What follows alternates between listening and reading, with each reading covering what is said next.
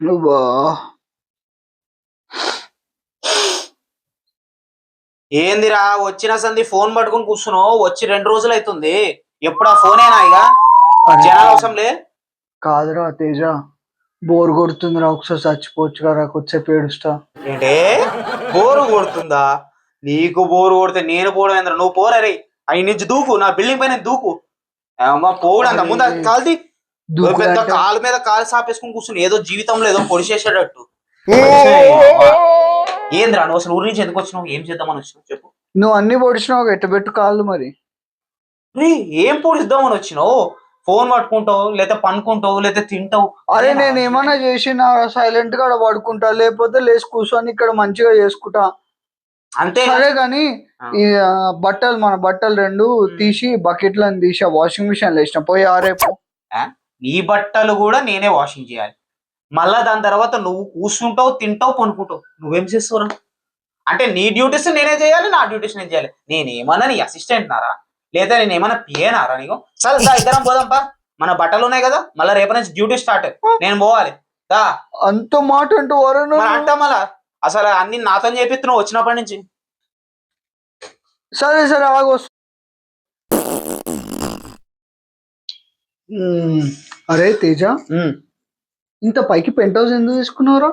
ఎందుకంటే మనము జీవితం ఎంత పైకి పెంటౌట్ తీసుకుంటే మన జీవితం అంత పైకి ఉంటుంది, అంత హైగా వెళ్తామని. అందుకే అంత పైకి పెంటౌట్ తీసుకున్నా. మనం ముందు చేతి మినిమం ఉంటదిరా భయ్ మనతో ఏదైనా. సరే నీ మాటలు మా నాన్నకి ఎట్లా నచ్చినాయిరా? నీ దగ్గర పోమన్నాడు, బాగుపడి నా దగ్గరికి పోమన్నాడంటే మీ సరే కానీ మాటలతోని కొనేయచ్చు. అరే పక్షులు చూసినాడు మన పక్కనే ఎగురుతున్నట్టుంది.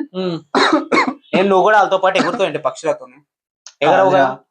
మన ఇద్దరం కలిసి దూకుదాం రా, బాగుంటది. దూకుతే నువ్వు దూకు, నన్ను దూకమని చెప్పకు. బంగారం లాంటి జీవితం రా భయ్, దూకడానికా? నువ్వు దూకే. పిరికి పందిలాగా ఉన్నావేంద్రా నువ్వు. సరే సార్ మీరు దూకండి, దూకే దూకు. మన అక్కడ ఉంది దూకేసి తొందరగా ఆడించాడు, దూకేసి ఆ డైరెక్ట్ గా పక్షుల్లో నువ్వు కూడా చెప్పేది ఇంద్రా. మనం దూకుదాం, దూకిన తర్వాత పక్షులాగా ఇలా ఇలా ఇలా ఇలా ఎగురుదాం. ఒకవేళ వచ్చినాయి అనుకో, ఎగురుకుంటూ వెళ్ళిపోతాం. ఫస్ట్ నువ్వు దూకే, దాని తర్వాత నేను వచ్చేస్తా. చలో చలో చలో.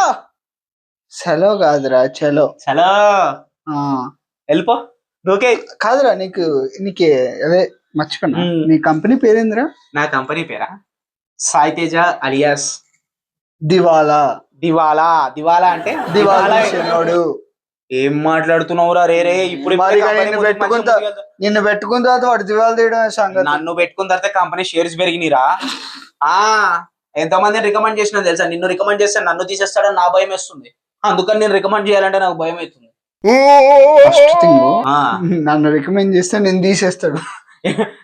అందుకే అదే నా భయం. అందుకే అదే మరి, ఎందుకంటే నా అంత టాలెంటెడ్ వాడు ఉంటే నిన్నెందుకు ఇక వేస్ట్ అని ఆడకొచ్చి కూడా ఆగమాగం చేస్తావు. నీ ఆగమాగం ఆడాగమాగం అయిపోయి ఈయన్ని ఆడిని ఇద్దరిని కలిపినా తీసేస్తాడు, లేదా నన్ను తీసేసి ఈయన్ని పెడతాడు. అవసరమా ఇవన్నీ? మంచిగా డబ్బులు సంపాదించుకుంటాం, వస్తున్నాయి. నువ్వు చేయాల్సిన పని ఉంది.